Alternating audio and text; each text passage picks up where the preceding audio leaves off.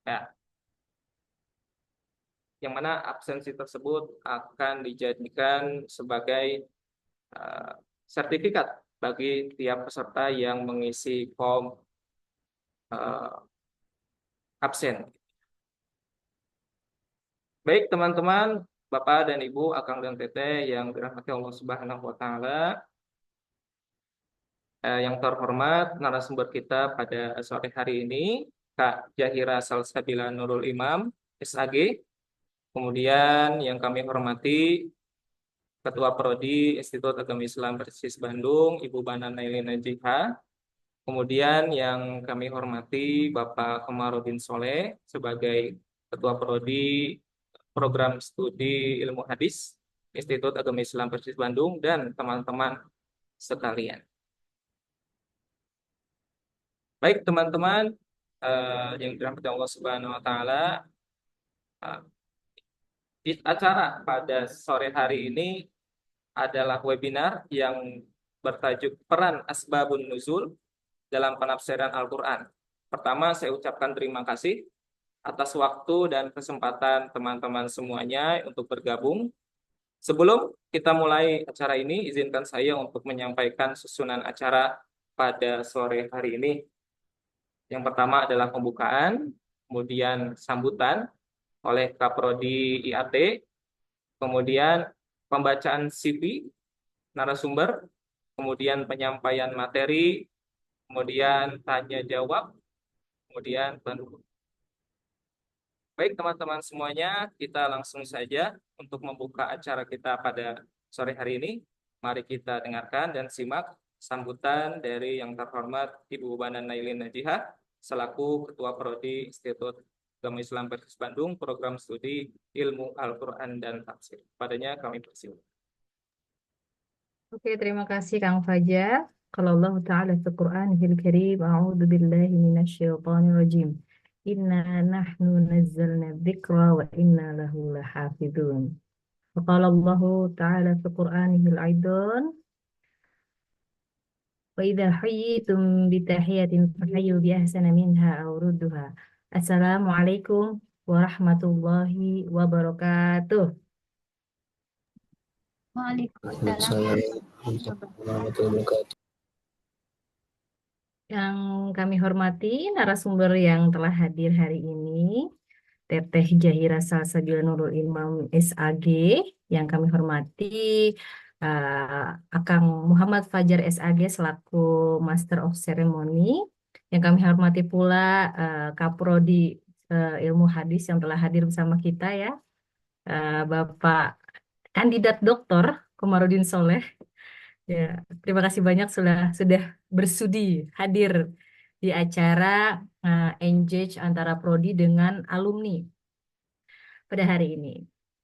Jadi teman-teman, acara webinar hari ini merupakan salah satu program dari program yang ada di Ilmu Al-Quran dan Tafsir untuk menjalin koneksi dengan alumni sekaligus mendayagunakan alumni-alumni yang telah lulus dari alma mater kita tercinta, yaitu Institut Agama Islam Persis Bandung.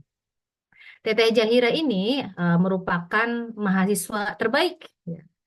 Mahasiswa terbaik, mahasiswi terbaik yang lulus tahun 2021 ya, Jahira ya. Iya, Bu. 2021 ya. Beliau juga pada saat wisuda itu memberikan sambutan, ditunjuk menjadi apa namanya, pemberi sambutan dari kalangan mahasiswa karena beliau itu adalah mahasiswi terbaik kita. Dan sekarang Teteh Jahira ini menjadi adik kelas saya, teman-teman, ya, di Pasca Sarjana UIN Sunan Gunung Jati Bandung. Jadi dengan bertemunya teman-teman eh, dengan alma mater kita alumni ya, alumni kita, saya harapkan teman-teman ada gambaran nih nanti ke depannya tentang masa depan keilmuan kita, gitu ya. Teh Jahira ini memberikan teladan ya, terutama di dedikasinya di bidang ilmu pengetahuan. Tema kita kali ini adalah tentang peran asbabun nuzul ya, aspek historis sebab turunnya ayat Al-Quran. Biasanya kalau misalnya anak IAT itu terjun ke lapangan ya, ke lapangan terus berdiskusi atau berbincang dengan kelas menengah, eh, itu nanti akan ada dinamika. Pertanyaan dinamika eh, kenapa Al-Quran itu ada asbabun nuzulnya? Kalau ada asbabun nuzulnya berarti Al-Quran itu terikat oleh ruang dan waktu dong, gitu. Kalau terikat dengan ruang dan waktu, berarti konteks yang mengiringi ayat itu belum tentu implementatif pada konteks-konteks yang lain. Misalnya gini, Al-Quran itu kan turunnya di Arab dengan konsep ruang dan waktunya Arab. Geografis, budaya, kebiasaan-kebiasaan yang otomatis berbeda dengan Indonesia, gitu ya. Nanti akan ada pertanyaan, katanya Al-Quran itu solihun likuli zaman wa makan. Tapi kenapa ada asbabun nuzul? Kenapa ada konteks ruang dan waktu? Kenapa ada narasi-narasi demikian ya asbabun nuzul itu? Kalau memang Al-Quran itu solihun likuli zaman dan wa makan. Nah nanti kakak kita nih, Teteh Jahira Salbila Nurul Himam ini akan menjabarkan kenapa eh, ada asbabun nuzul, fungsinya apa, urgensinya apa, dan bagaimana meluruskan pemahaman bahwasannya, oh ternyata asbabun nuzul ini tidak menyempitkan konteks Al-Quran gitu ya. Jadi untuk meluruskan argumen-argumen yang berpendapat bahwasannya apa-apa yang tak ada di Quran ya hanya implementatif pada zaman dahulu, pada saat Al-Quran itu turun gitu ya. Kami sangat mengapresiasi ya apa namanya dedikasi saudari Jahira Salsabila Nur Imam. Dengan mengucap Bismillahirrahmanirrahim, webinar ini kita buka. Untuk selanjutnya eh, saya serahkan kepada Akang Fajar selaku Master of Ceremony. Bila hidayah wa taufiq, wassalamualaikum warahmatullahi wabarakatuh. Waalaikumsalam warahmatullahi wabarakatuh. Terima kasih kepada Ibu Bana selaku Ketua Prodi Ilmu Al-Quran dan Tafsir Institut Komisi Persis. Baik teman-teman semuanya, selanjutnya izinkan saya untuk membacakan terlebih dahulu CV dari materi kita pada sore hari ini. Pemateri kita pada sore hari ini bernama Jahira Salsabila Nurul Imam SAG, lahir di Bandung, tanggal 26 Juni tahun 1999, yang beralamatkan di Komplek Pesona Bukit Banjar, Kabupaten Bandung, dengan status sudah menikah dan sudah memiliki satu orang putra. Riwayat pendidikan beliau ya dimulai dari Mualimin PPI 34 Cibegol, kemudian beliau merupakan lulusan tahun 2021 S1 Ilmu Al-Quran dan Tafsir STAI Persis Bandung. Ya. Kemudian saat ini beliau tengah menempuh pendidikan S2 di UIN Sunan Gunung Jati, Bandung dengan prodi yang sama yaitu prodi Ilmu Al-Quran dan Tafsir. Kemudian sangat banyak karya-karya yang telah beliau karang. Di antaranya adalah yang pertama, Rumah Menjadi Pusat Inspirasi. Ya. Kemudian yang kedua, Secercah Harapan Wujudkan Impian. Kemudian tafsir ayat-ayat penciptaan wanita. Kemudian analisis stilistika dalam Al-Quran. Analisis kisah Ratu Saba dalam surat An-Naml.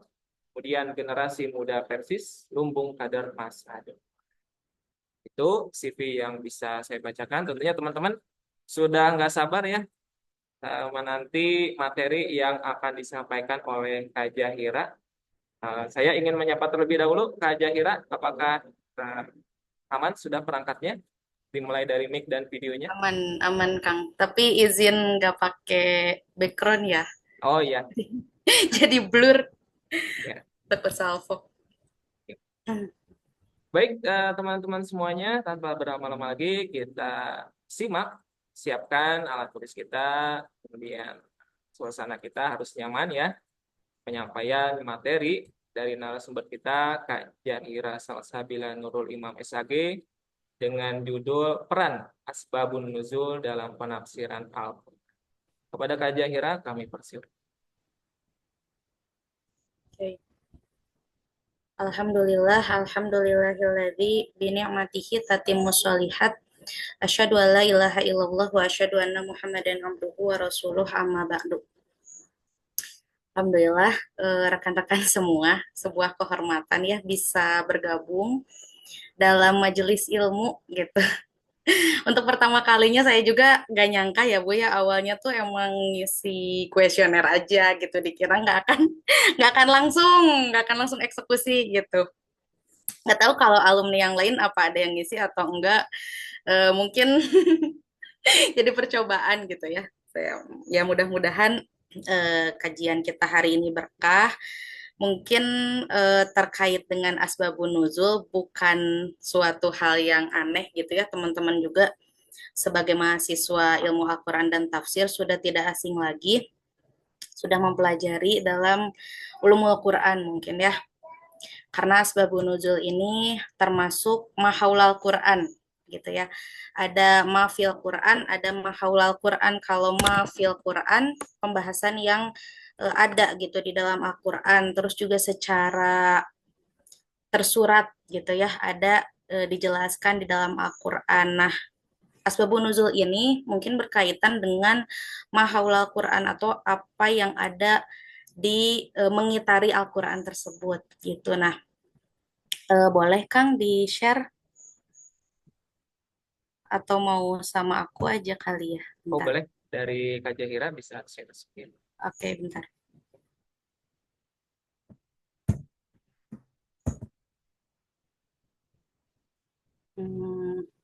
Nah, sebetulnya pas diminta materi gitu, ini tentang apa Kang materinya? Nah, katanya tuh bebas gitu ya. Nah, kebetulan saya juga di kuliah kemarin lagi penelitian juga sama tentang asbabun nuzul. Jadi sekalian lah, kebetulan besok presentasinya, jadi hitung-hitung latihan presentasi.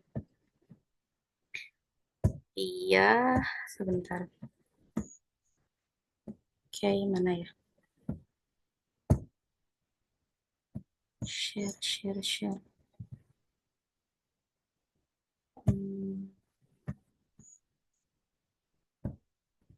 Bentar ya. Dokumen.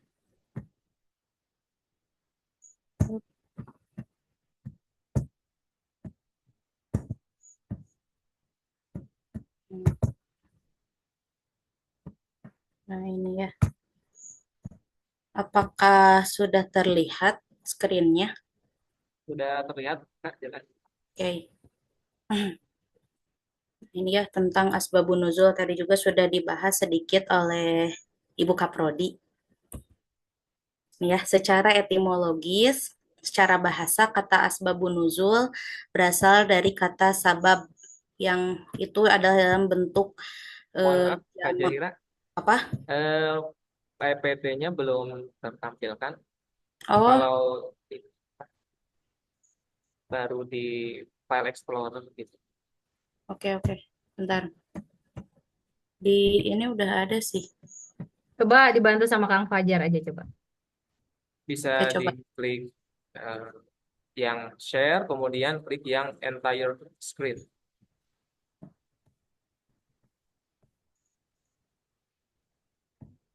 Share, Nah, kemudian yang entire screen. ini ada gak? Nah Sekarang ya, jelas. Dah, ada ya? PowerPoint ya. Oke, bentar.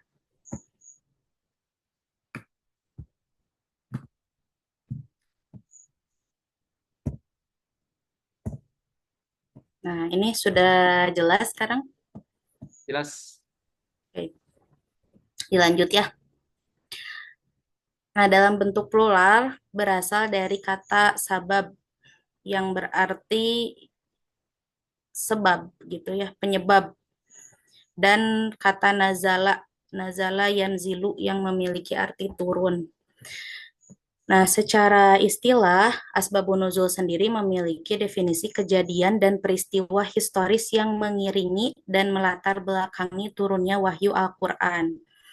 Dalam kitab Manahilul Irfan fi Ulumil Quran, Az-Zarqani mengatakan bahwa asbabun nuzul merupakan suatu ayat yang diturunkan dengan berkenaan suatu kejadian atau peristiwa sebagai keterangan hukum pada hari kejadian.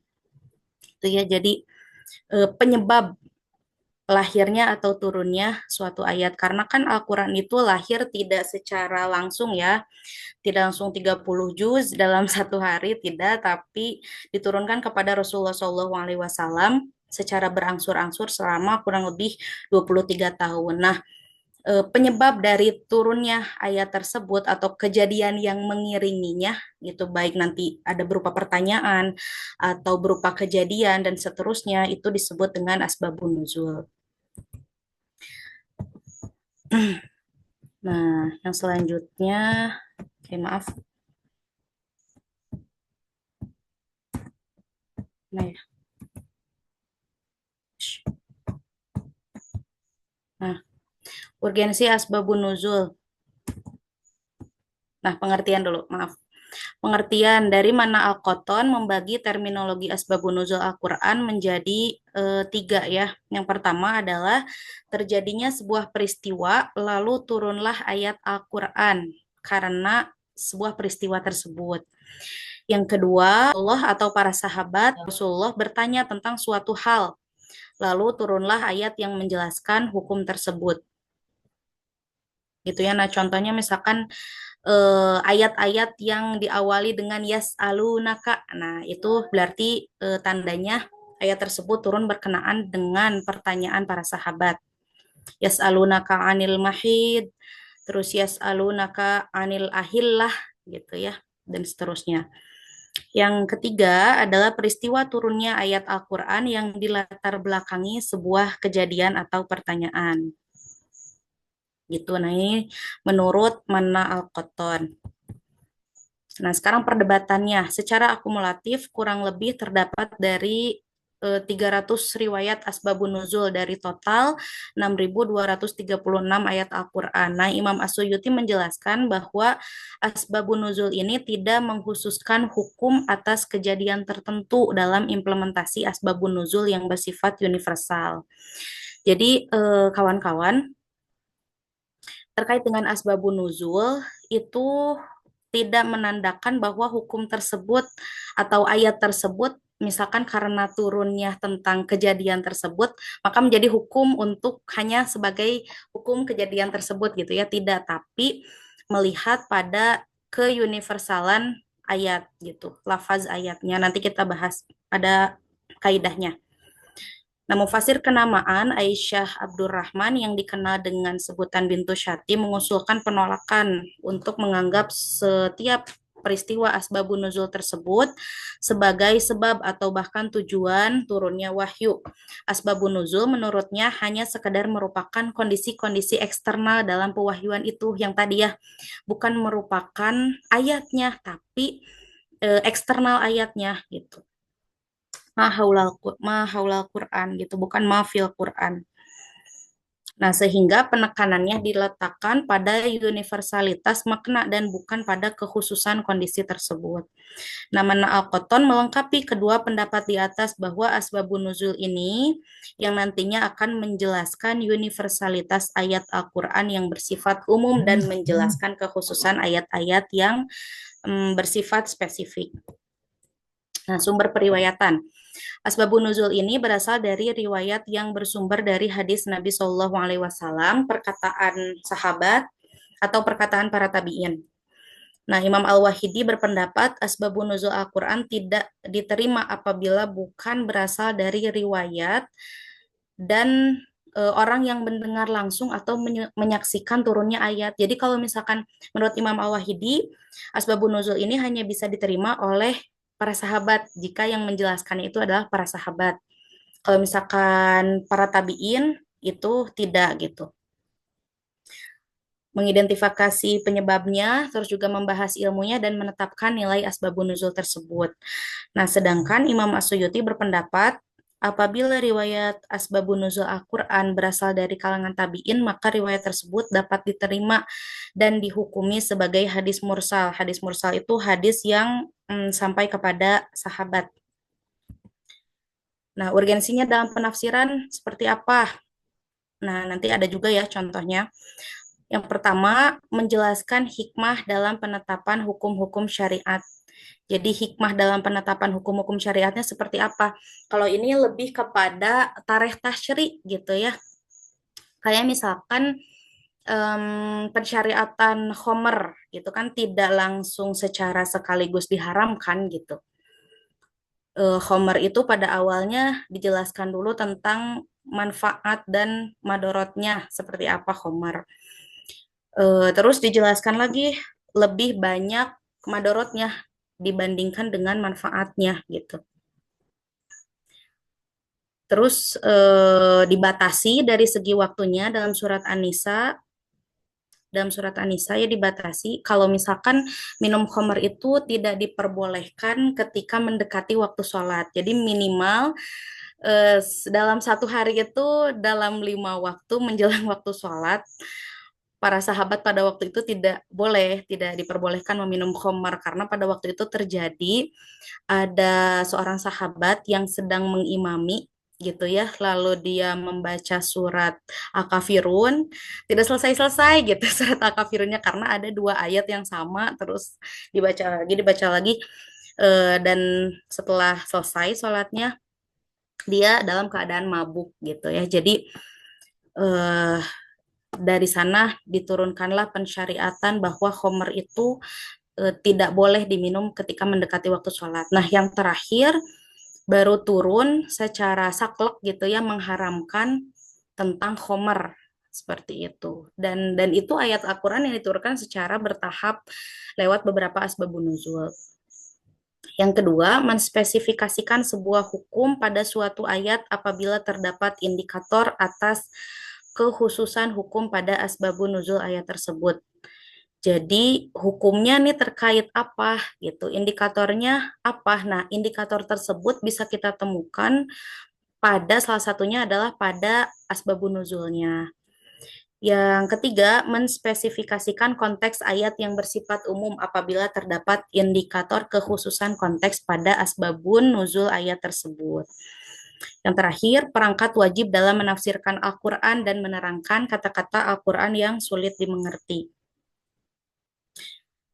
Gitu ya. Jadi secara normatif pengetahuan tentang asbabun nuzul ini berfungsi untuk menjadi tujuan edukatif gitu ya, membimbing, menjelaskan petunjuk untuk kita memahami Al-Qur'an, dan yang lebih jauh adalah untuk kita memahami penafsiran Al-Qur'an yang seharusnya itu seperti apa.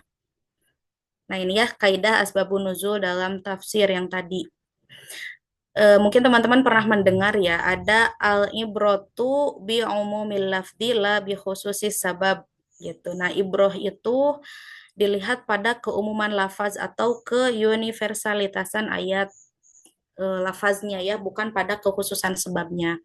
Nah, kalau kaidah al-ibratu bi umumil lafdi wala bi khususis sabab itu dilihat pada ibroh dari lafaznya gitu ya, secara tekstual si ayatnya itu seperti apa gitu keumumannya. Nah, maka kita tarik hukumnya itu sesuai dengan keumuman ayatnya. Nah, yang kedua ada kaidah asbabun nuzul dalam tafsir itu al-ibratu bi khususis sabab la bi umumil lafdi. Jadi kalau kaidah yang kedua itu dilihat dari kekhususan sebabnya, bukan pada keumuman lafaz. Nah, kalau kita menggunakan atau meyakini kaidah yang kedua, maka kesimpulannya itu bisa kita tarik menggunakan kias gitu ya. Jadi misalkan ada suatu kejadian yang lain, hukumnya itu ditarik pada apa gitu ya. Nah, maka bisa kita kiaskan pada ayat yang ada asbabun nuzulnya. Asbabun nuzulnya apa sih gitu. Lalu kejadian konteks pada hari ini seperti apa? Maka untuk mengambil kesimpulan hukum pada ayat tersebut kita menggunakan kias. Namun pada akhirnya sama ya, tidak menjadi suatu hal yang prinsipil gitu. Kita mau menggunakan kedua kaidah ini pun tidak terlalu berbentrokan gitu ketika kita nanti menghasilkan sebuah penafsiran. Yang selanjutnya, asbabun nuzul dan spirit Al-Quran. Nah, turunnya ayat Al-Quran yang disebabkan suatu kejadian atau peristiwa tidak terlepas dari adanya spirit Al-Quran. Apa sajakah spirit Al-Quran itu? Yang pertama adalah sohih likulli zaman wal makan. Gitu ya, benar, sohih untuk setiap waktu, pada setiap tempat sampai akhir zaman. Yang kedua, spirit Al-Quran itu adalah rahmatan lil alamin, yang mana Al-Quran ini harus menjadi rahmat bagi semesta, bukan hanya untuk bagi sebagian golongan atau misalkan untuk sebagian pihak gitu ya, atau jenis kelamin misalkan. Nah, tidak seperti itu, tapi spirit Al-Quran itu adalah rahmatan lil alamin. Yang ketiga, spirit Al-Quran itu adalah hudan linnas gitu ya, petunjuk bagi manusia. Maka ketika zamannya terus berkembang melalui tantangan nanti yang berbeda-beda, selama tidak keluar dari spirit Al-Quran, maka penafsirannya ini bisa dikontekstualisasikan. Bahkan pun jika itu menuju tujuan utama Al-Quran, maka itu diperbolehkan. Itu ya. Nah, ini ada asbabun nuzul dan spirit Al-Quran. Gitu ya. Nah, Al-Quran ini kan lahir pada zaman Rasulullah dan masyarakat Arab di zaman jahiliyah. Lalu Al-Quran turun secara berangsur-angsur melalui asbabun nuzulnya. Ini wahyu Al-Quran. Nah, wahyu Al-Quran ini pasti tidak terlepas dari spirit Al-Quran yang tiga tadi. Nah, maka nanti lahirlah penafsiran yang solutif pada zamannya sesuai dengan riwayat yang sahih. Misalkan tantangan setiap zaman itu kan berbeda-beda ya. Misalkan pada zaman sahabat hanya terhenti pada isu-isu atau misalkan cara memahami Al-Quran itu seperti apa gitu. Sesuai dengan riwayat yang sahih. Terus juga para sahabat bertanya tentang asbabun nuzul dan kesohihan riwayatnya gitu. Mana sih yang betul itu seperti apa? Nah, lalu ini pemahaman yang dibutuhkan dan sesuai dengan riwayat yang sahih. Maka produk dari riwayat penafsiran yang sahih ini adalah pemahaman yang dibutuhkan dan sesuai riwayat yang sahih. Nah, namun pada hari ini zaman itu menuntut kita solutif gitu ya. Jadi Al-Quran itu seolah-olah harus bisa memberikan manfaat gitu pada kita. Kayak kita punya masalah apa sih? Bisa nggak si solusinya itu dicari dalam Al-Quran gitu. Seolah-olah sebagai obat bagi suatu penyakit gitu ya.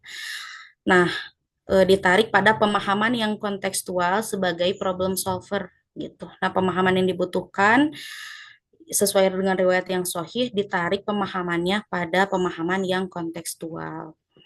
Seperti itu. Nah, ini contoh penafsiran. Ini sebagian besar saya juga banyak mengambil dari bukunya Ibu ya, Bu ya.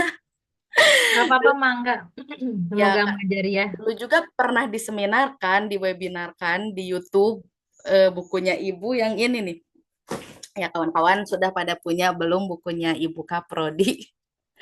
Kalau belum harus dipesan karena ini sangat berguna ya untuk kita memahami ayat-ayat Al-Quran, khususnya ayat-ayat yang berkenaan tentang perempuan gitu ya. Bukunya apa itu, Kak? Buku Aduan Pertanyaan dan Pendapat Perempuan yang menjadi sebab turunnya ayat Al-Quran. Nah, ini luar biasa sekali. Jadi, ketika membaca ayat ini, ketika membaca buku ini ya teman-teman, saya itu seolah-olah menjadi, oh iya, Quran itu Quran perempuan juga gitu. Padahal sebetulnya ayatnya agak menjurus tidak terlalu perempuan gitu ya. Tapi ketika membaca buku yang Asbabun Nuzul yang Ibu ini lebih tercerahkan. Nah, penafsiran ini ya, contohnya yang pertama tentang penafsiran ayat nusyuz istri dalam Quran Surat An-Nisa ayat 34. Nah, rekan-rekan kebetulan saya itu kemarin penelitian tentang reinterpretasi penafsiran misoginis melalui pendekatan asbabun nuzul. Nah, makanya di sini saya ngambil contohnya penafsiran tentang ayat nusyuz, baik nusyuz istri maupun nusyuz suami. Saya juga kemarin mencoba mengambil data ya tentang pemahaman para mubalik dan aktivis dakwah tentang penafsiran ayat nusyuz, dan ternyata ketika dipahami secara tekstual ya, ayat Quran surat An-Nisa ayat 34 ini, Ar-rijalu auzubillahi minasyaitonirrajim, Ar-rijalu qawwamuna 'alan nisa bima faddalallahu ba'dahum 'ala ba'di wa bima anfaqu min amwalihim. Laki-laki atau suami adalah qawwam gitu ya, penanggung jawab atas para perempuan atau istrinya, karena Allah telah melebihkan sebagian mereka laki-laki atas sebagian yang lain perempuan. Wabima anfaku min amwalihim, dan karena mereka laki-laki telah menafkahkan sebagian dari hartanya. Fasolihatu qanitatun hafizatul lil ghaibi bima hafizullah. Maka perempuan-perempuan yang soleh adalah mereka yang taat kepada Allah, gitu ya, taat kepada suaminya dan menjaga diri ketika suaminya tidak ada. Nah, karena Allah pun telah menjaga mereka. Wallati takhafuna nusyuzahunna fa'izuhunna wahjuruhunna fil madaji'i wadribuhunna fa in ata'tum fala tabghu 'alaihinna sabila. Maka perempuan-perempuan yang kamu khawatirkan akan nusyuznya, maka berilah nasihat, terus tinggalkanlah mereka di tempat tidur, pisah ranjang gitu ya, dan kalau perlu pukullah mereka dengan cara yang tidak menyakitkan. Nah, fa'in atotum fala tabghu alaihin nasabila, akan tetapi jika mereka menaatimu, janganlah kamu cari-cari kesalahan untuk menyusahkan mereka. Fa'in innallaha kana aliyan kabira, sungguhnya Allah adalah maha tinggi lagi maha besar. Nah, dalam menafsirkan ayat tersebut, beberapa penafsir berpendapat adanya superioritas gitu ya antara laki-laki terhadap perempuan gitu. Namun jika ditelaah melalui asbabun nuzulnya gitu ya, kita akan dapati pemahaman yang berbeda. Ayat ini turun berkaitan dengan Habibah binti Zaid dan suaminya Sa'ad bin Robi. Jadi kebanyakan ayat Ar-rijalu qawwamuna 'alan nisa itu bukan dibaca secara keseluruhan, secara utuh gitu mengenai nanti ya tentang asbabun nuzulnya, tapi dikaitkan dengan laki-laki itu adalah pemimpin gitu bagi perempuan. Padahal kan kata qawwam itu adalah secara bahasa pun itu adalah yang menanggung jawabi gitu ya. Nah, kita lihat sekarang asbabun nuzulnya. Nah, suatu saat Habibah binti Zaid itu melakukan pelanggaran rumah tangga dan suaminya Sa'ad bin Robi menamparnya gitu. Lalu ia pergi bersama ayahnya untuk mengadu kepada Rasulullah SAW. Pada mulanya Rasulullah itu memerintahkan untuk membalas tamparan tersebut gitu ya. Lalu Allah menurunkan Quran surat An-Nisa ayat 34 ini sebagai penjelasan adanya tahapan menasehati istri yang melakukan pelanggaran rumah tangga agar suami itu tidak serta-merta memukul dan melakukan kekerasan dalam rumah tangga. Nah, jadi ayat ini tuh bukan hanya sekedar ayat superioritas saja gitu antara laki-laki kepada perempuan, tidak, tapi menjelaskan ini ya produk penafsirannya melalui asbabun nuzul ini. Yang pertama adalah adanya tahapan menasehati istri. Yang pertama tadi ya. Nah, ini. Yang pertama adalah menasehati dulu fa'izuhunna, lalu wahjuruhunna, gitu, pisah ranjang dulu fil madoji wadribuhunna, dan terakhir adalah dipukul, dan itu pun dipukulnya bukan dalam arti fisik gitu ya, tapi dipukul secara sosial gitu, hukuman sosial. Wadribuhunna itu memukul menggunakan siwak gitu. Jadi bukan menampar, apalagi misalkan dibabuk gitu ya. Dan seterusnya bukan seperti itu. Nah, ayat ini menjelaskan adanya tahapan ketika seorang istri itu nusyuz itu seperti apa gitu ya. Nah, rekan-rekan, dalam pengembangan asbabun nuzul nanti ada asbabun nuzul mikro dan ada asbabun nuzul makro. Wah, nanti ini menarik ya. Nantilah kita bahas ya. Ini kita selesaikan dulu. Nanti produk penafsiran ini adanya tahapan menasehati istri, terus juga penghapusan kekerasan dalam rumah tangga, itu merupakan produk asbabun nuzul. Kalau adanya tahapan menasehati istri ini adalah, menurut saya ya, dalam analisis saya adalah produk dari asbabun nuzul mikro atau secara lingkup yang kecil gitu.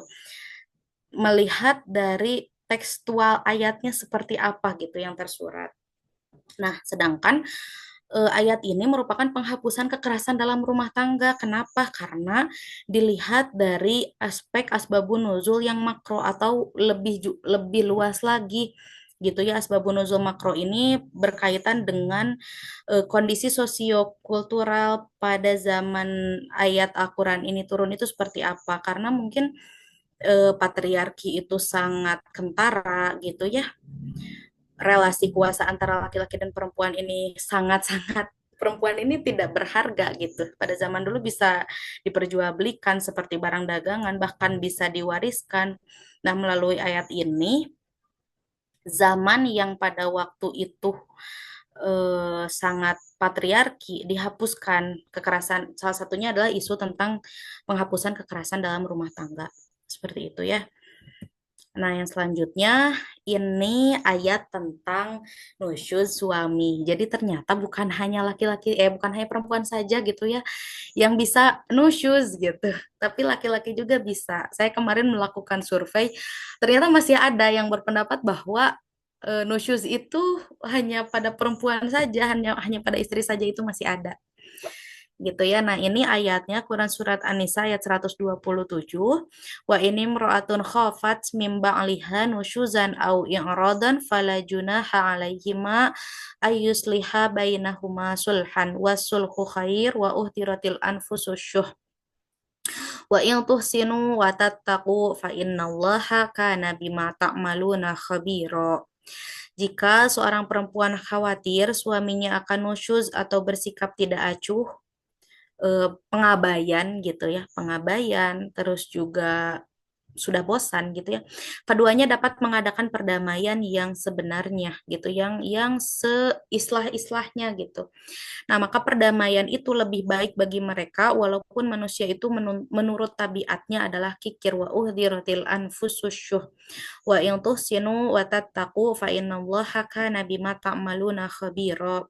Jika kamu berbuat kebaikan dan memelihara dirimu dari nusyuz dan sikap tak tak acuh gitu ya, menurut Allah, maka sungguhnya Allah itu maha teliti terhadap apa yang kamu kerjakan. Nah, sekarang kita lihat ya, ayat ini berkaitan dengan Umais dan nusyuz suami. Diriwayatkan dari Sa'id bin Mansur, dari Sa'id bin Al-Musayyab bahwasanya anak perempuan Muhammad bin Maslamah atau Umais adalah istri dari Rafi bin Khadij. Rafi menjadi tidak suka kepadanya entah karena sang istri itu sudah tua atau yang lainnya. Ia ingin menceraikan sang istri, maka istrinya itu berkata, "Jangan kau ceraikan aku rela menerima apa saja yang kau berikan padaku." Lalu turunlah ayat ini. Nah, diriwayatkan pula oleh Abu Dawud dan Al-Hakim dari Aisyah bahwasanya ia berkata, Saudah takut diceraikan oleh Rasulullah Shallallahu Alaihi Wasallam ketika usianya sudah semakin tua. Maka ia berkata, hari giliranku kuberikan saja kepada Aisyah. Lalu turunlah ayat ini. Nah, jadi produk penafsiran dari adanya asbabun nuzul Quran Surat An-Nisa ayat 127, yang pertama adalah solusi atau islah berdamai untuk suami yang nusyuz. Dalam arti, ya suami dan istri ini harus sama-sama mengevaluasi diri gitu, agar lebih baik lagi. Ini adalah produk dari penafsiran asbabun nuzul mikro gitu ya, dalam lingkup kecil atau secara tekstual ayatnya. Yang kedua adalah penghapusan budaya patriarki menceraikan istri ketika suami sudah bosan. Nah, ini juga melalui ayat ini sebetulnya dihapuskan gitu. Walaupun nanti di ayat 128 dan 129 pada akhirnya boleh bercerai, dan keduanya kalau misalkan bercerai itu lebih baik, boleh dilakukan dan Allah akan memberikan rezeki pada keduanya. Seperti itu ya. Mungkin itu saja untuk pemantik kita pada sore hari ini. Kang, nanti bisa dilanjut diskusi. Baik. Masya Allah sekali paparan yang telah disampaikan oleh Kak Jahira. Teman-teman pasti penasaran ya, mungkin ada di dalam benak hatinya ingin bertanya sesuatu kepada kajian Hira, khususnya berkenaan tentang asbabun nuzul ya. Tadi juga banyak sekali hal-hal yang baru saya dengar. Di antaranya ada asbabun nuzul makro, ada juga asbabun nuzul mikro, ya. Kalau baik, teman-teman semuanya, saya lihat ada 78 peserta ya pada sore hari ini. Alhamdulillah, acara perdana kita webinar HT wujudkan kontribusi. Baik, kita sekarang sesi tanya jawab atau diskusi. Terbatas untuk 2 orang penanya. Silakan yang pertama boleh langsung on mic atau raise hand.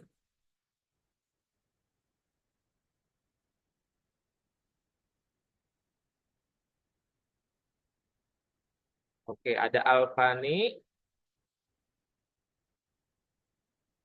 Mungkin satu dulu ya untuk nanti Kang Alfani bertanya, Kak Jahiran menjawab, kemudian nanti ada satu penanya lagi ya. Oke, langsung saja Kang Alfani dipersilahkan. Bismillahirrahmanirrahim. Terima kasih Pak Moderator. Mohon izin saya tidak bisa on cam, tapi menyimak tadi dari awal. Izin bertanya kepada Ibu, Bu Jahira. Ibu ini tuh ya. Pada Ibu, apakah asbabun nuzul ini masih relevan dengan konteks penafsiran modern? Karena yang saya baca-baca di tafsir Quraisy Shihab saja di Al-Misbah itu sudah jaranglah mencantumkan terkait asbabun nuzul. Karena memang mungkin seperti yang diutarakan oleh Muhammad Abduh bahwa memang konteks corak penafsiran modern itu lebih kepada corak sastra budaya kemasyarakatan gitu. Jadi sehingga asbabun nuzul ini apakah masih relevan atau tidak gitu. Kalau misalkan harus memakai asbabun nuzul gitu, itu kan sudah tidak konteks dengan masa sekarang gitu.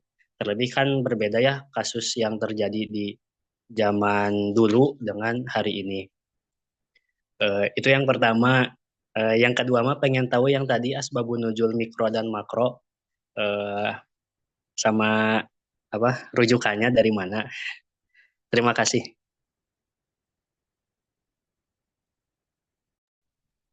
Baik, langsung dijawab atau ditampung dulu, Kang? Baik, langsung boleh dijawab. Oke. Ini ya. Apakah terlihat ini? Ya, sudah terlihat. Nah, ini ya. Sebetulnya asbabun nuzul makro dan mikro saya tidak temukan di dalam buku manapun, Kang. Jadi itu saya temukan di dalam jurnal. Dan saya tuh pernah mengikuti kajian, gitu ya, mengikuti kajian oleh Bu Dr. Nur Rofiah Bil Uzni. Itu pembimbing tesisnya Bu Banan dulu ya, Bu ya. Nah, beliau mengutarakan adanya asbabun nuzul am dan asbabun nuzul khos, tapi memang saya juga belum menemukan. Nah, pas baca-baca di jurnal, ada yang menjelaskan tentang asbabun nuzul mikro dan asbabun nuzul makro. Kenapa di PowerPoint saya belum cantumkan ini ya, karena ini tugas tugas kuliah saya belum dipresentasikan. Besok insya Allah dipresentasikannya. Hitung-hitung latihan gitu ya hari ini, dan ini belum dipublish gitu. Jadi saya belum berani share gitu karena belum dikonsultasikan dengan dosen pengampunya. Nah, ini tapi bolehlah kita bahas saja ya untuk dikritisi. Ini Al-Qur'an. Lalu ada asbabun nuzul, riwayat dan sebab turunnya. Lalu nanti asbabun nuzul ini dibagi kepada dua. Ada asbabun nuzul mikro dan ada asbabun nuzul makro. Asbabun nuzul mikro ini dari beberapa yang saya baca itu adalah pemahaman secara tekstual berdasarkan kronologis dan riwayat yang sahih. Itu seperti apa gitu. Nah, sedangkan asbabun nuzul makro ini adalah pemahaman kontekstual dengan memperhatikan kondisi, kultur, budaya, sosial, dan politik, serta menariknya pada kondisi yang relevan pada zamannya, termasuk pada hari ini.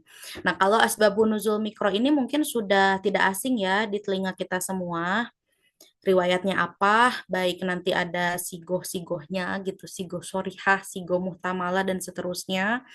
Nah, terus ada juga ini, nah yang asbabun nuzul makro ini, dari yang saya baca, itu diambil dari teori double movement-nya Fadlur Rahman. Apakah teman-teman pernah membaca? Atau ini kalau dulu saya belajar tentang pemikiran Islam kontemporer tuh di semester 7 kalau nggak salah terakhir apa di semester 6 gitu ya. Pokoknya terakhir-terakhir lah tentang pemikiran Islam kontemporer. Nah, salah satunya adalah pemikirannya Fadlur Rahman tentang double movement, yang mana Fadlur Rahman ini berpendapat setiap ayat Al-Quran itu pasti ada asbabun nuzulnya, walaupun tidak secara tersurat gitu dijelaskan dalam riwayat-riwayat, tapi harus ada gitu si asbabun nuzul ini dengan memperhatikan konteks kultur, budaya, sosial, dan politik, dan menariknya pada kondisi yang relevan pada zamannya gitu ya. Nah, eh, masih relevankah gitu sih asbabun nuzul ini pada zaman ini? Kalau untuk penafsiran, menurut saya sampai kapanpun harus harus digunakan, karena ketika tidak digunakan itu kita bisa tersesat. Kayak misalkan kita membaca ayat tentang walillahil masyriq wal maghrib fa aynama tuwallu fa thamma wajhullah. Kepunyaan Allah lah timur dan barat, maka kemanapun kamu menghadap, fasama wajhullah, maka disitulah gitu ya wajah Allah gitu. Seolah-olah kita boleh nih gitu sholat menghadap kemanapun kiblatnya, padahal kan bukan seperti itu gitu. Asbabun nuzulnya menjelaskan itu adalah ketika kita sedang dalam keadaan safar dan tidak tahu kemana arah kiblatnya kayak gitu. Jadi asbabun nuzul ini sampai kapanpun harus tetap digunakan ya kalau menurut saya. Nanti mungkin Ibu boleh menambahkan atau Pak Dede boleh menambahkan, kita diskusi gitu ya. Nah, contohnya misalkan ya yang ekstrim nih, penafsiran yang ekstrim dari Bu Nyai, apakah boleh Bu dijelaskan? Eh, ya, terserah, silakan aja sama Jahira. Ya, yang ini ya, yang tentang ayat poligami itu kan ekstrim sebetulnya ya.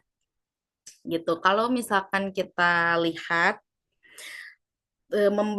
jadi beliau itu memperbandingkan, ini bisa jadi bahan analisis skripsi juga ya buat teman-teman semester 8. Jadi Bu Nurofiah itu menjelaskan bahwa memperbandingkan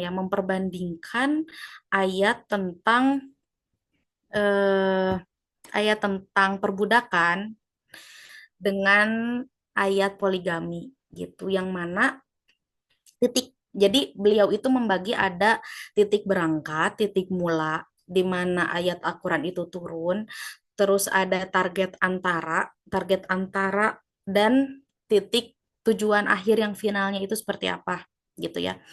Nah, beliau memperbandingkan tentang ayat perbudakan pada zamannya gitu ya, ketika kita melihat ini nih asbabun nuzul makronya, pemahaman kontekstual, memperhatikan kondisi kultur, budaya, sosial, dan politik pada waktu itu, perbudakan itu sangat menjamur gitu ya di mana-mana. Maka tidak mungkin tiba-tiba misalkan ayat Al-Quran ini turun mengharamkan tentang perbudakan gitu ya, karena ya pasti Islam itu akan ditinggalkan pada waktu itu juga gitu.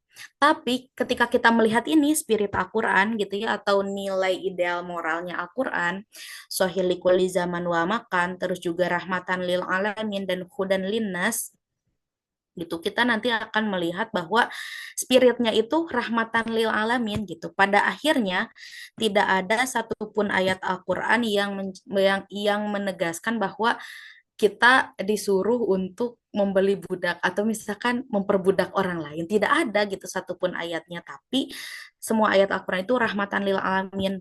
Titik akhirnya adalah memerdekakan gitu ya, al-hurriyah gitu. Semua hukuman atau ya hukum ya untuk yang melanggar aturan diantaranya ada yang harus membebaskan hamba sahaya misalkan. Itu kan pada akhirnya membebaskan gitu bukan untuk memperbudak.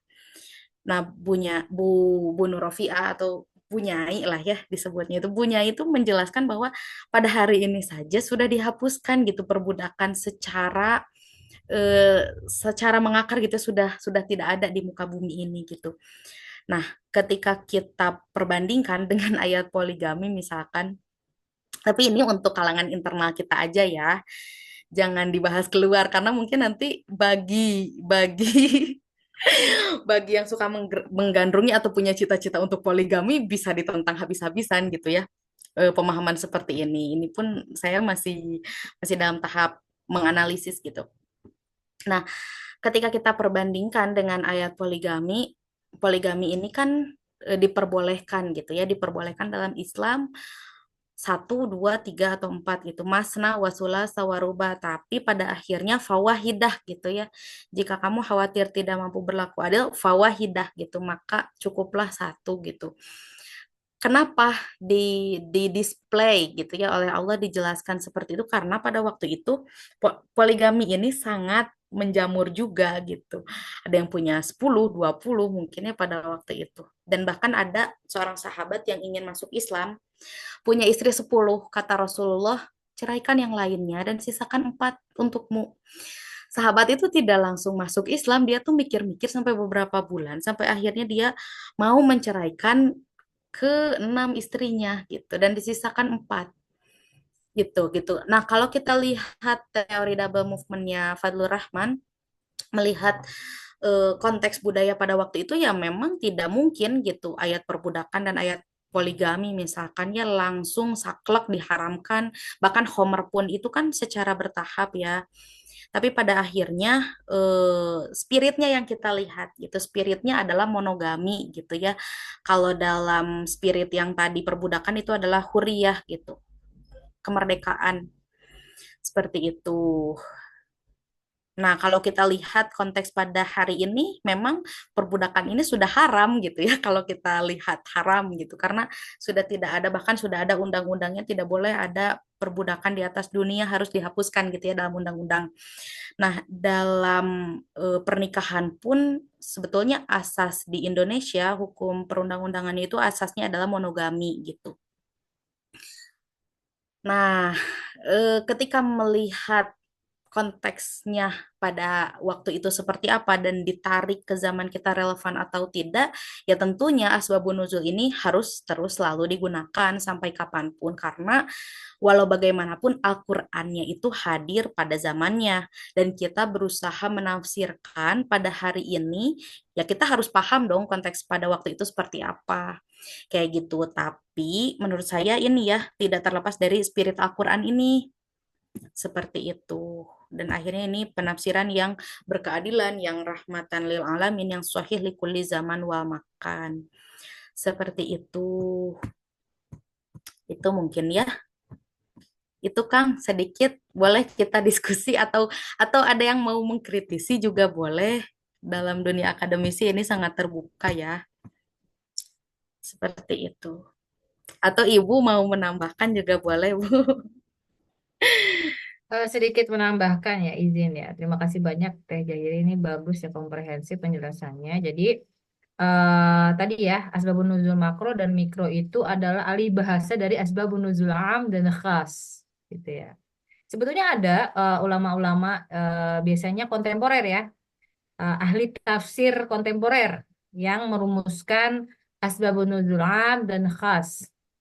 Bagaimana yang tadi Teh Jahira sampaikan, biasanya tertuang dalam bentuk-bentuk penelitian. gitu. Nah, ini saudara Alfani Kamil ini kalau pengen tahu tentang kedalaman asbabun nuzul makro dan mikro ini bisa lanjut S2 seperti Teh Jahira. Karena penjabaran tentang asbabun nuzul am dan khos itu biasanya didalami dalam teori-teori penafsiran ya di Iya, betul. S2 gitu. Jadi teman-teman kayak tadi ya, double movement itu juga kan biasanya ditaruhnya di mata kuliah akhir. Di sini ada, coba angkat tangan dulu semester 7 mana nih semester 7? Coba angkat tangan semester 7. Ada nggak nih di sini nih? Nah, kalau dulu zaman Jahira ya perbincangan tentang double movement Fazlur Rahman ini dibincang pada mata kuliah sejarah pemikiran Islam ya. Iya, Dosennya saya juga waktu itu ya. iya betul, Bu. Sekarang mata kuliahnya namanya falsafah takwil. Falsafah takwil. Jadi double movement ini tidak dimasukkan dalam materi kaidah penafsiran karena produsennya ya Fazlur Rahman itu bukan orang IAT, makanya dimasukkan ke hermeneutika double movement namanya kita nyebutnya di falsafah takwil yang didapatkan oleh semester akhir. Di sini sudah dapat mata kuliah falsafah takwil teman-teman? Udah karena semester 7 sekarang lagi. Iya, Lagi kebe- OTW nih. Falsafah, kebetulan takwil, dan itu hermeneutika. minggu depan dipresentasiin yang Fazil Gitu ya. Rahman. Nah, ini bagian dari asbabun nuzul, makanya teman-teman jangan sampai skip teori-teori penafsiran karena nanti akan ditanyakan ketika ujian komprehensif. Jadi salah satu sebab kenapa kita itu mengundang Kak Jahira membincang tentang asbabun nuzul itu adalah hasil evaluasi. Kok misalnya semester 7 sudah semester tingkat tinggi ditanya tentang asbabun nuzul itu nggak ngerti. Nah, ini kan sangat memalukan anak IAT ya nggak tahu tentang asbabun nuzul. Itu sebabnya. Jadi tadi ya asbabun nuzul makro gitu ya adalah bagaimana aspek geografis, budaya, waktu yang melingkupi ayat itu turun gitu. Biasanya maksodirnya adalah kitab-kitab sejarah. Nah, syair sejarah itu masuk dari asbabun nuzul makro. Adapun asbabun nuzul mikro itu adalah riwayat-riwayat yang tersurat yang mengiringi turunnya ayat. Teman-teman kan sudah belajar tentang asbabun nuzul ya. Lubabun nukul fi asbabin nuzul karya Asyuti. Terus ada lagi karya Al-Wahidi gitu ya. Nah, itu perbedaan antara makro dan mikro. Keduanya saling berkelindan untuk menjelaskan maksud dan konteks ayat Al-Qur'an. Kalau secara kuantitatif ya, secara angka asbabun nuzul mikro itu hanya 16% dari ayat Al-Qur'an. Yang ada asbabun nuzul mikronya, yang ada riwayatnya. Sisanya itu nggak ada. Makanya bagaimana kita itu mencari secercah harapan ya dalam memahami ayat Al-Quran kalau asbabun nuzul mikronya nggak ada. Akhirnya kita mengais kitab-kitab sejarah, syair tentang bagaimana konteks-konteks luas, terutama di bangsa Arab pada kala itu, yang mengiringi turunnya ayat Al-Quran. Ini yang disebut sebagai asbabun nuzul makro. Jadi satu sama lain saling berkelindan, saling mendukung untuk memperjelas konteks atau maksud ayat Al-Quran. Gitu ya. Karena kita sebagai orang Indonesia itu bukan lahir di tanah Arab pertama ya. Ya, ini nanti ada lagi nih teori kearaban Al-Quran nih. Nah, teori kearaban Al-Quran. Jadi kita itu orang Indonesia, tidak lahir di Arab, tidak ngomong bahasa Arab ya. Kita juga ngomong Arab misalnya nih dari teman-teman masih tertatih-tatih. Terus even kita itu belajar kaidah penafsiran, kita itu sangat butuh asbabun nuzul karena masa risalah dengan kita itu terlampau jauh. Berapa abad coba? Masa risalah abad ke-7, sekarang ke abad ke-20 ya. Berarti ada ya selisih 13 abad gitu. Dan itu sangat jauh, 1300-an tahun gitu. Asbabun nuzul ini membantu kita untuk mengais huda, gitu. Mengais hidayah dari Al-Quran. Gitu. Seperti itu mungkin tambahan dari saya, barangkali ada yang ingin berdiskusi lagi. Teman-teman yang lain disilahkan. Baik, terima kasih. Tadi sudah dijawab pertanyaan dari Kak Fani oleh Kak Jahira. Kemudian ada yang tambahan, keibuan. Kemudian kita buka pertanyaan yang kedua, teman. Apabila ada yang ingin ditanyakan, dipersilakan. Untuk satu pertanyaan lagi, boleh? Atau dari Pak Dede? Nah, boleh. Mungkin ada sedikit tambahan.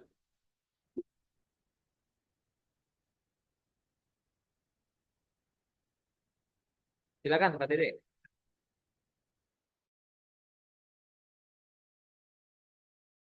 Nah, kan karena asbabun nuzul ini terkait dengan riwayatnya Pak Dede ya. Barangkali Pak Dede bisa menambahkan khazanah ilmu hadis ya. Dan ini ilmu Al-Quran dan tafsir dan hadis itu saling berkelindan juga ya teman-teman ya. Ya, biar kita itu tidak tersesat kan gitu hadisnya ya. Menggigit Al-Quran dan hadis gitu, sebagai huda gitu.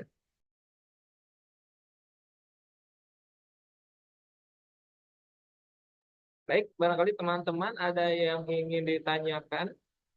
Mudah-mudahan ini pada semua peserta jangan langsung puas, oh ternyata begini. Saya harapkan malah lebih penasaran lagi gitu dengan materi yang telah disampaikan sehingga bisa lebih menggali apa yang dimaksud tentang asbabun nuzul dan atau yang lebih luasnya lagi tentang ilmu tafsir gitu. Dan mungkin sambil menunggu ada pertanyaan, saya lupa tadi untuk memperkenalkan program kita gitu ya. Jadi kan ini program perdana di IAT itu yang bernama kontribusi alumni ya. Jadi di sini saya sedikit menjelaskan bahwa program kontribusi alumni ini adalah wadah untuk para alumni IAT STI Persis Bandung atau dahulu itu apa? Eh, Tafsir hadis ya. IAT tafsir hadis, kemudian IKT juga ya, untuk sama-sama berbagi ilmu, berbagi wawasan, khususnya di bidang ilmu Al-Quran dan tafsir, umumnya di bidang umum ya, yang mana diantaranya banyak sekali manfaat-manfaat yang bisa kita dapatkan. Yang pertama itu yang pasti mendapat wawasan kita ya, khususnya di prodi IAT, ilmu Al-Quran dan tafsir, kemudian juga menambah relasi ya.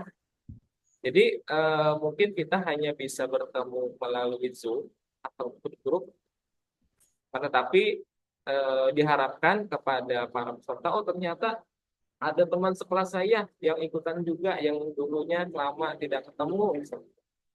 Tuh, relasi, kemudian silaturahmi dan sebagainya. Kemudian yang ketiga juga bisa menjadi ruang diskusi ya, yang mana diharapkan bagi seluruh alumni IAT, kemudian IKT, kemudian tafsir hadis itu tidak berhenti ketika lulus kuliah saja, tetapi terus kita sama-sama mendalami ilmu Al-Quran dan tafsir bersama-sama bersama para alumni dan juga mahasiswa.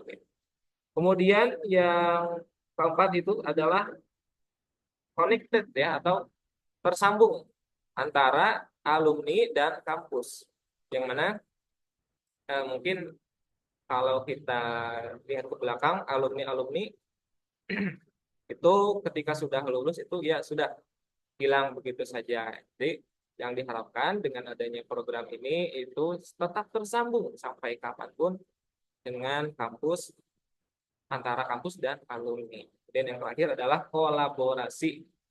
Mana kolaborasi ini di antara alumni semuanya bisa sharing apa sih yang saat ini alumni eh, fokuskan atau alumni geluti gitu. Kalau dari Kak Jahira sendiri kan sedang menempuh studi S2 IHT yang bisa sharing materi tentang asbabun nuzul.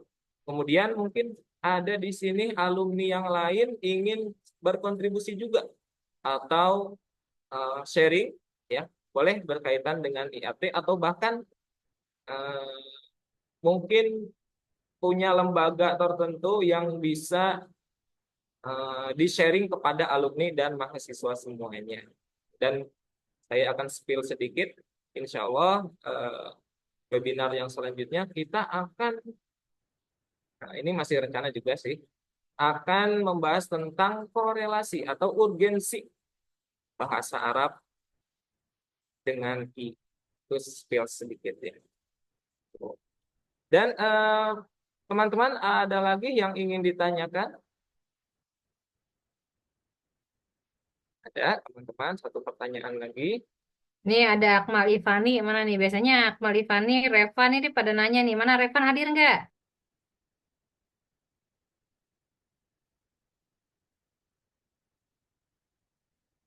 Boleh mungkin pertanyaan untuk materi boleh, pertanyaan untuk Kaprodi juga boleh. Ya, silakan. Atau kita pantik aja, Ja. Boleh dibuka slide-nya yang di Al-Ibrah. Bi umumil ladzi la bi khususi sabab boleh ditampilkan.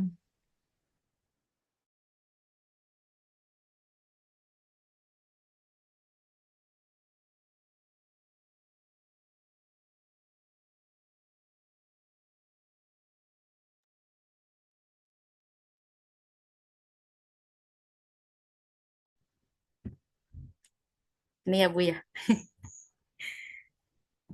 Oke, jadi Akmal Ivani ini di kelas saya pernah nanya, Bu.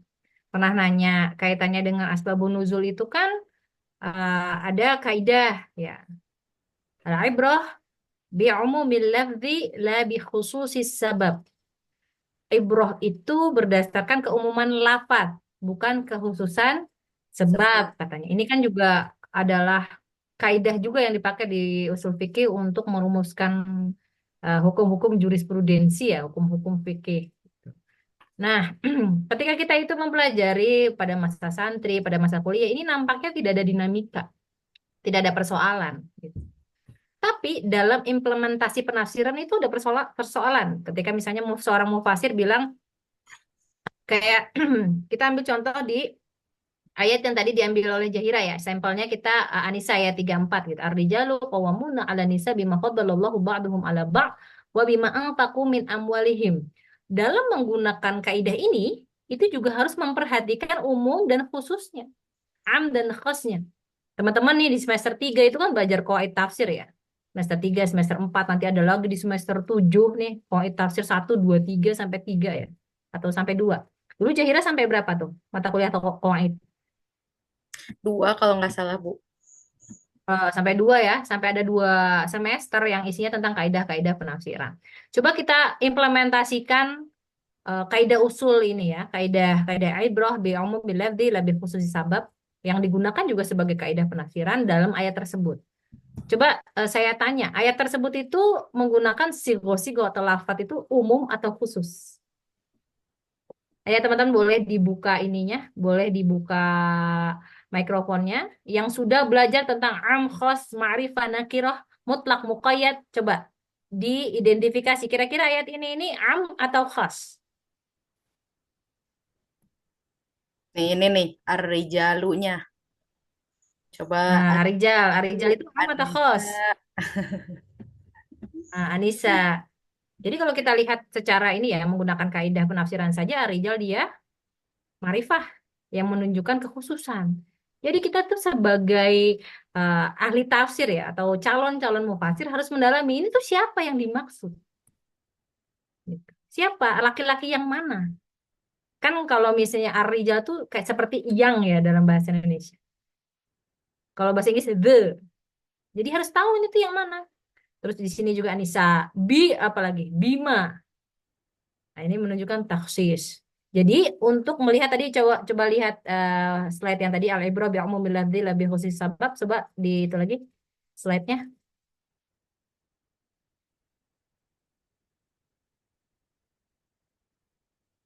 Slide. Ini ya.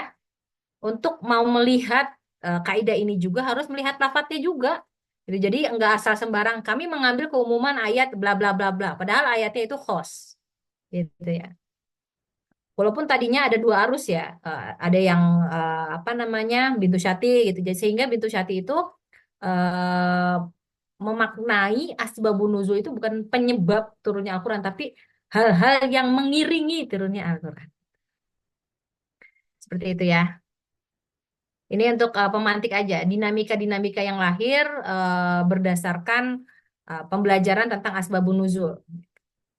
Dan kita nanti ke depannya sebagai ahli tafsir nih, gitu, juga bisa mengkritisi para mufasir ketika mereka itu dalam merumuskan atau menyimpulkan sebuah ayat, apalagi berkaitan dengan am dan khas gitu ya.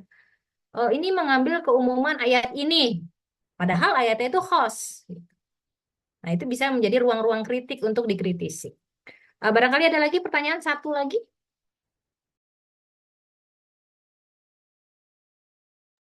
Boleh, Sen ya, silakan ya. teman-teman. Ayo bertanya. Di sini ada Rahma, Safira, Raha, siapa lagi nih? Hamada Zahra, Wilda Nugraha. Ini semester-semester akhir pada hadir. Hanif Al-Faruq. Nah, ada Hadir pertanyaan? Kanai. Oke, silahkan Teh Fitri. Teh Fitri mau nanya nggak Teh Fitri?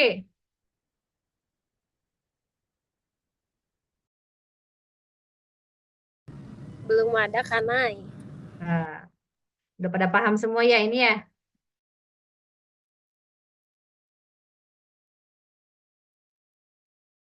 Oke, kalau misalnya tidak ada diskusi lebih lanjut, boleh dicukupkan Kang Fajar, mengingat sudah jam 5. Alhamdulillah, saya ucapkan terima kasih kepada Kajian Wira Sabsabilan Imam SAG yang telah menyampaikan materi tentang peran asbabun nuzul dalam penafsiran Al-Quran. Saya harapkan mudah-mudahan teman-teman semuanya tidak cukup puas sampai di sini saja, tetapi masih terus menggali materi-materi khususnya tentang asbabun nuzul untuk penafsiran Al-Quran. Saya ucapkan terima kasih. Kemudian untuk peserta semuanya silahkan ke kolom chat ya. Situ sudah ada link atau tautan sertifikat webinar Asbabun Nuzul ya. Silahkan diisi. Di situ nanti ada nama dan sebagainya. Kemudian masukkan. Nanti ketika telah disubmit itu sertifikatnya langsung otomatis masuk ke emailnya. Tuh.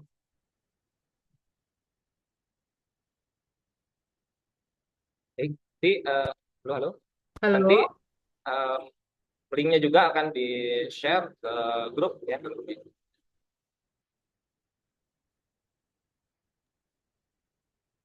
Baik. Kita sebelum ditutup foto dulu Kang Fajar. Oh iya.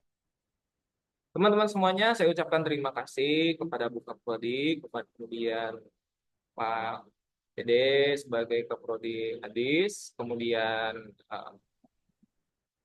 rekan-rekan semuanya, para peserta yang telah hadir di dalam acara ini. Insya Allah bulan depan akan ada acara webinar lagi, insya Allah, ya. Dan jangan sampai ketinggalan. Oke, untuk teman-teman semuanya, boleh untuk membuka kameranya. Kita akan foto bersama, gitu. Lumayan untuk bisa bahan SW ya, teman-teman, gitu. Oke, silakan dibuka kameranya. Yo, pada dibuka kameranya. Nanti kelihatan gitu yang menyimak materi sama yang nggak menyimak. Gitu. Oke. Sesi pertama ya ini soalnya ada 4 slide ya. Ini slide yang pertama dulu. Silakan gaya ya, saya hitung 1, 2, 3, nanti saya screenshot. Baik. 1, 2, 3. Oke, untuk slide yang kedua, sebentar. 1, 2, 3. Untuk slide yang ketiga, 1, 2, 3. Oke. Oke, sudah semuanya ya. Nanti insya Allah rekaman, kemudian dokumentasi semuanya akan di-share di grup alumni dan di grup official IAT Institut Agama Islam Persis Bandung.